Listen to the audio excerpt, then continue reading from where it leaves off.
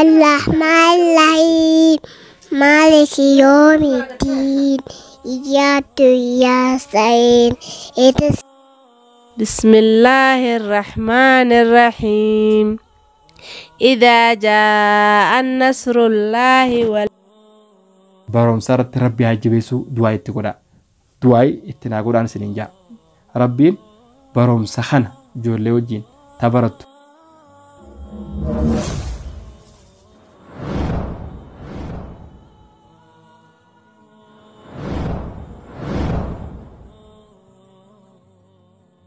السلام عليكم ورحمة الله وبركاته.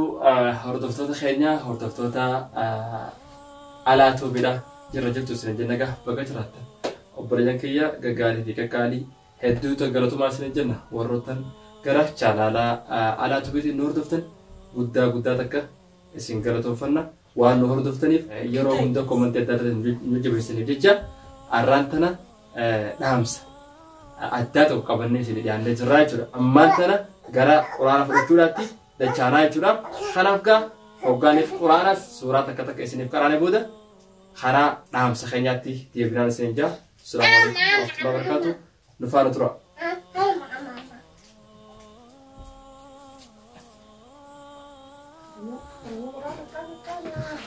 Egaa akkuma argitan kun quraana rabbiiti musahafa jechuudha. Kitaaba quraanaati. لا خلينا قرآن أيوه. سبيدا سبيدا. أيوه. سبيدا. أنا شوية أرميا خليك شيء خلنا فرق. أرميا تك شيء خلنا فرق. قدام. قدام أكل أخونا يجوا. قدام فينا جان. أما قرآن سلاتك كان بريدان وخان. أما قدام فينا جان قدام. إيه كم قدام في دماغ قدام. قدام بدنا بدو. قدام كذا عشان قبوس.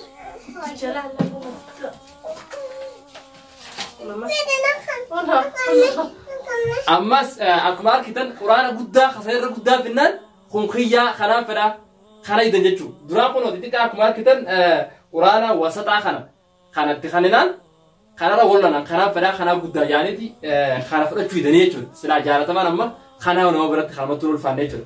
أما كنا قدام على فنان بس خنا فرارتي والله جرنيه تدا خنا أبغى ورا كرتي قرآن أكما فورو جالت فرتي كراوس جالت ربنا هذا عرفت يفنا كنا قدام مال يو خيجت تاتي يفنا دبرتو تاتي أران تاني شو سكنتان تانية هدو دبرتو اللي خينا ورد دواجا جنتان خيستي فلا لا تدا أكما كرتي قرآن يرو جولم ما خنا فورو جالتان أما خيساو وقالتن أما سميان كتاب بودا فورو جالت يرو مرة أما كراون جالت أجلس لا فورو جالت سن كراون جالت يكو أما يو كره جانين إنكارو يرتسين قرومو ربين جال خيسا كتابوسس جادي توايس تقرادا يرو دبرجا أمدورا وانا كراتي فهمتي فاتحة كراتي أكسم قلوا الله كراتي جرتا أما مو أرانتنا بسم الله كراتا مه خلنا كراني سانج كراني تبدي دان كراني بي أتخم كرو في جالت تمام تبدي دان مو إذا جاء مو ويا الكافرون لما هو هذا كيف إنه عبد الظاهر الرحمن الرحيم مالك يوم الدين إياك نستعين اهدنا المستقيم صراط عليهم المغضوب عليهم آمين. أعوذ بالله من الشيطان الرجيم. بسم الله الرحمن الرحيم. تبت يدا أبي لهب وتب ما أغنى عنه ماله وما كسب سيصلى نارا ذات لهب ومرأته حمالة الحطب في جيدها حبل من مسد. أعوذ بالله من الشيطان الرجيم. بسم الله الرحمن الرحيم.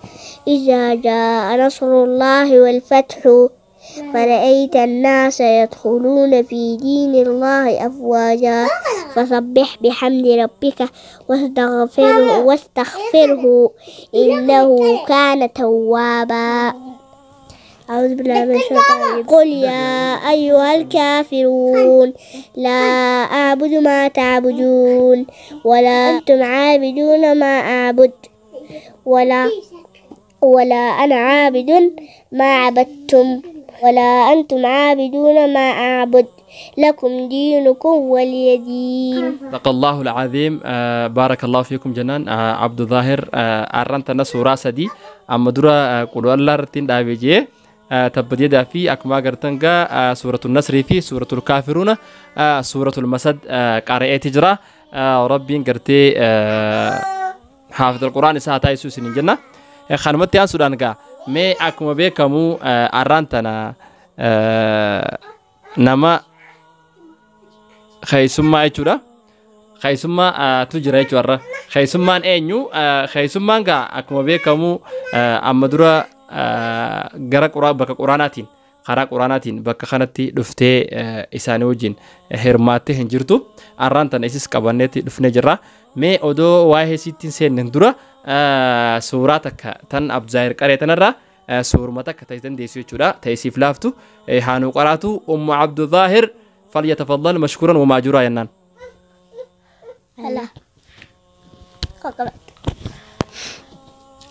Akan mana gabimuye. أعوذ بالله من الشيطان الرجيم. بسم الله الرحمن الرحيم.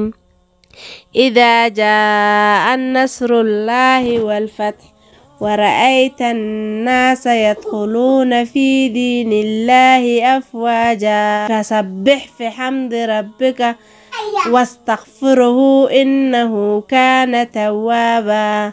هاتي عبد الظاهر خنو سورة خانانو قرأت جرتي سورة النصر يجودا ما شاء الله جناني ربين اتسفاي دو جناني عصرتي ونيد أمسنو تخينوف مالي برنوتا الرانقودة برنوتا جون دالوتا الرا هنقد واتي جان خناف نامس خينيا خان أرانتنا أستيك أمنو خيساهو دبرتوتا خينيا هدو يرو منا خيستي هذا أباو جن قدنو أبريان كنياو جو قدنو لي هذا أبان كنيا نما خنا غرب رومساتي أريام ملي إسان كنا دبرتوتا خنا هدو غرب رومسات دين إسلام خنا فا خيساهو باقينان اتجي هنو فنجت شودا خناف دبرتوني خينيا إرهدون ساني ولا لا تهاني قد تاجران يجودا سلا نمني دركما وابرتشو كابو دركما وهردفو كابو أنيو تريه جودا دبرتينا تريه جودا مالف جنان دبرتين بؤرا وان تاتف برنون هندبر أما نمني خينيا إرهدون أسبود عربنا فردتي عربو أما بودا مالين بردا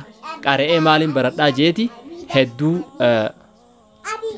السلام عليكم ورحمة الله وبركاته. الحمد لله رب العالمين الرحمن الرحيم مالك يوم الدين يا بداية تعالى الصراط المستقيم صراط الذين أنعمت عليهم غير المغضوب عليهم ولا الضالين آمين. ما شاء الله جناني سميان حنجا برومسا قرآن فودو فيتو هدو برقروان فينف إسين فاطمة قراءة تيرو مرة خناف إن شاء الله غرفول دراتي قرآن سورة براز نوف قراتي ربين نوف حالا في صف جنتي دعاي قوناف جتشورا أكو ماركا جرتن أرانتنا هاد عبد الظاهريتو عبد الظاهري في سمية في أوروميا وجين أرانتنا قرآن قارئ إجراء جتشورا خانا أرانتنا قبتين قدون بخانا قبردون دفف مالي واحد برتو تارد أبني واحد دوه جور هردفتوني على توب جرت ركمتن أن خا أبان channel على توبي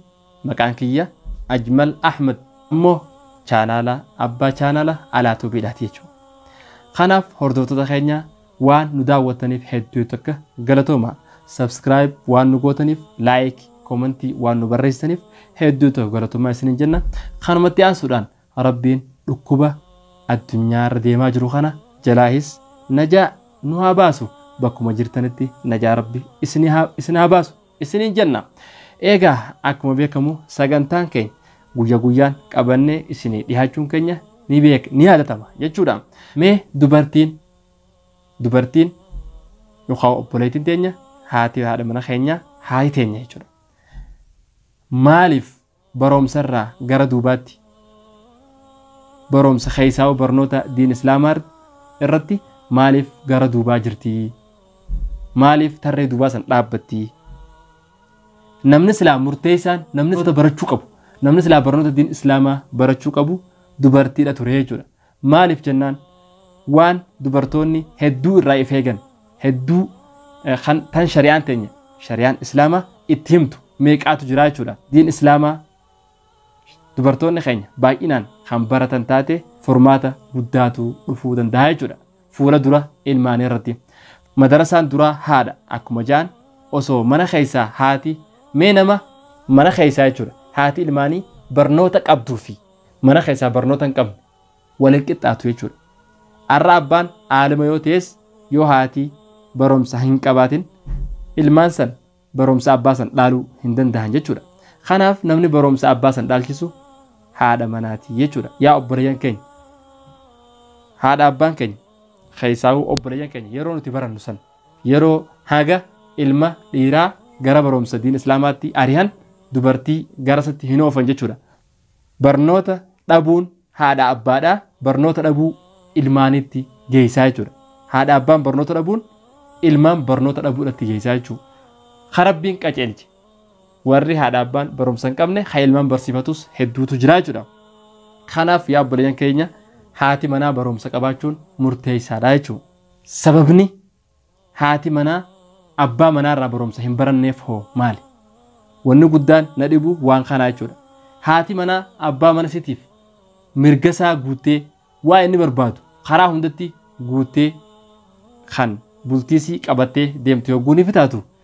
Inni yoo mana keessaa barumsa qabaate yoo barumsan ni laataafi laata kottuu gattaay mee haadha mana kiyyaa afaan salaataa arkaana islaamaa arkaana imaanaa arkaana ihsaanaa mee qur'aana rabbii dubbisuu dandeessaa kottuu dubbisimee kottuu qara ijee yaamee ni qaraayisa tun gaafee dhiiraati jechuudha.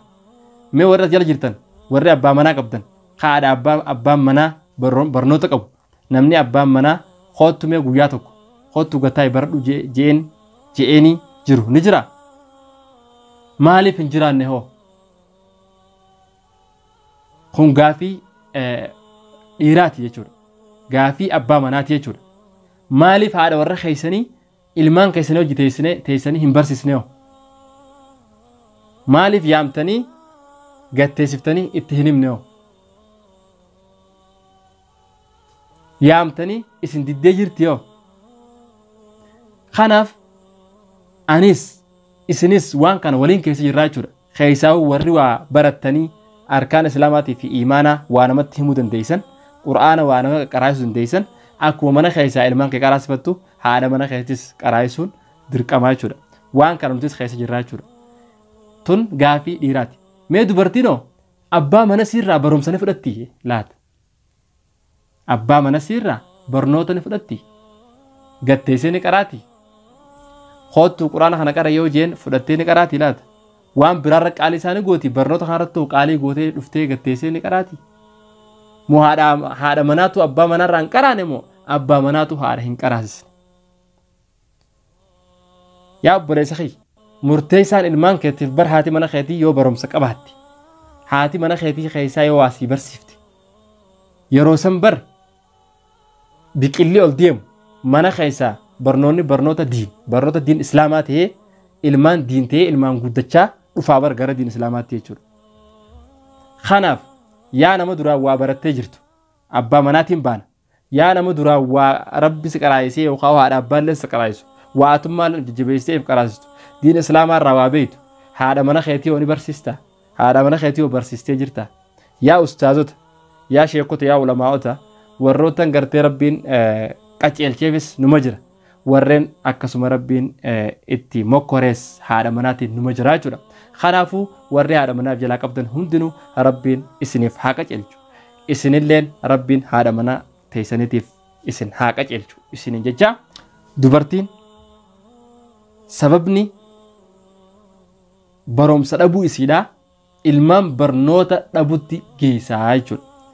Kanaaf namni barumsarraan guddatu maal ja'an barnoonni dhalootarraa hanga du'aatti ja'an barnoonni jechuudha hin dhaabbatu barnootuma fedhe utaanan haa ammayyaatis haa diin islaamaatis barnootarraa hin guddatan kanaaf obboleessa kiyya obboleettiti haa duraanumaan beenes barnootuma fedhe waa taatu ararraa kaatee niyaateef keessa gabbuustee yoo gara mana barumsaa deemte yoo waa baratte hedduu takka yeroo waa xiqqoo boote jechuudha waan amata hin geenye keessatti yookaan waan amata lama hin geenye keessatti waa barattaa jechuudha arraan tana sooshaal miidiyaan guutee waatsaappiin imoo fi misingara onlaayin adda addaatiin barnoonni akka addaatti deemaa jira jechuudha meeqaatami ka gara onlaayiniitiin quraana 30 buuse dubartiinis meeqaatu jira jechuudha dhiirtilleen akkasuma tawaa baratte hedduutu jira jechuudha kanaaf sooshaal miidiyaan kun waa hedduudhaan deema akkuma hulaa hamtuutis banee deemu hulaa toltuutis yoo abbaan banate baneetuma deemaanii jechuudha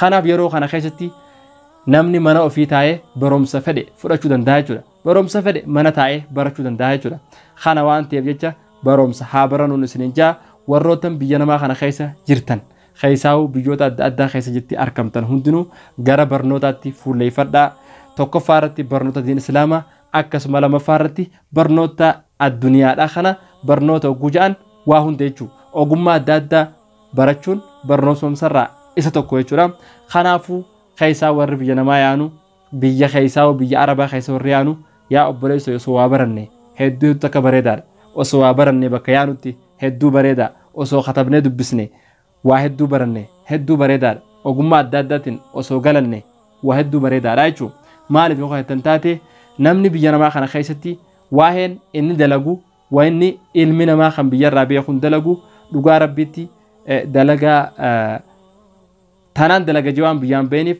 ogummaa fudhatee waan biyyaan beeniif dalagaa gartee biyya namaa kana keessatti namni dalagee jiraachaa jiru namuu ni beeytanii jechuudha warra biyya namaa kana keessa jirtan namuu matatti wal beeynaasi ni beeytanis jechuudha maal akka dalagu jirru eega biyya namaa dhufne jechuudha hojiin teenya maal fakkaatti hojii nu fakkaatu dalagu jirra mudhiiroo hojii nu fakkaatu dalagu jirra kana waan ta'eef jecha sagantaan teenya obboleeyyan keenya kan arraan tanaatiif qabnu waa'ee kana laalchisee waa'ee dubartiidhaa haati manaa abbaa manaarraa maaliif hin baranne abbaan manaa haadha manaa maaliif hin barsiifnedha jechuudha waa'ee kanaarraa gartee bal'inaan sagantaa biraatis gartee hawalatti deebinu ta'a yoo isin hagartee nu hordoftan taatan isinis gartee warra nu hordofu rabbi isin haa taasisu warra gartee haasawa gartee bahullee haasawa faayidaa qabu dubbatu rabbi nu haa taasisu isinillee warra gartee waan nuti dubbannu kanatti fayyadamu rabbi isin haa taasisu isinin jecha kana keessatti waan nuti dhahamnu baromsin dabru haadha manaa teetii ilmaan keetii wajjin barsiifadhuu sin jan kanumatti aansuudhaan waan takkaatu jira nama tokkootu jaan seenaa takkaan isin himaa nama tokkootu baromsa hin qabunne waan takkan baran gaafa kana mucaa dhalateef ilmoon xiqqoon dhalateef jechuudha hoggaa dhalatee fi sajee mucaan kiyya haala dhalate kun ganuma afaan baree akka kiyyaa kanatti haasa'u taa'aa miti hiiji if gaafate jechuudha mucaan amata lama booda akkuma isaa kanatti haasa'u yookaan amata sadi booda amata afur booda akkuma isaa kanatti haasa'aa jechuudha anis barnoota yoon amma eegale quraana kana yoon amma eegale odoo mucaan kun gaafa mucaan kun afaan baratti anis quraana kana baruu jeeti mucaan arra dhalatee fi arrumaan tan innis kitaaba fudhatee lafaa ka'e jechuudha akkasitti osoo mucaan sun afaan hin barin inni quraana san baree jaan kanaaf obboleeyyan keenya barumsa irratti rabbi haa jabeessuu du'aa itti godhaa du'aa itti naa godhaan isiniin jaa rabbiin barumsa kana ijoollee wajjin tabarattu rabbi itti haa mi'eessuu jaati du'aa itti naa godhaan isiniin jaati kanaaf ogaa waan na daawwattaniifis galatoomaa assalaamu alaikum wa rahmatullaahi wa barakaatuh